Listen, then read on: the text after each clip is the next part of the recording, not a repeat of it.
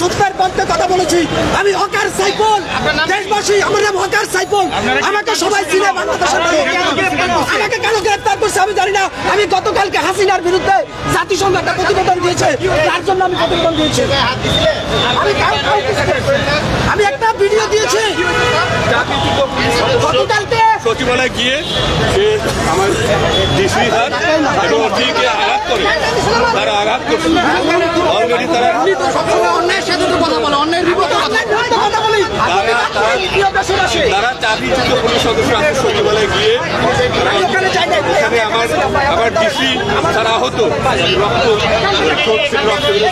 ওসিকে আহত, তারা আঘাত করতে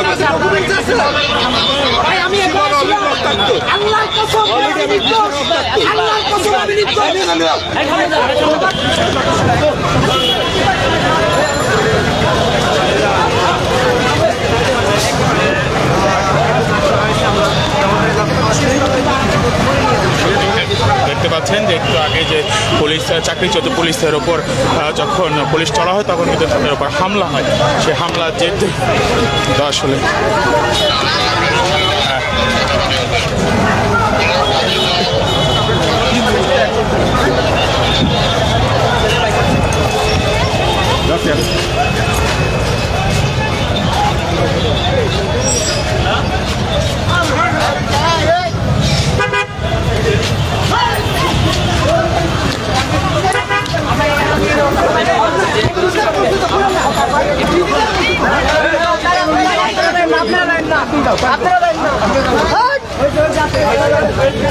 কোনো কাজে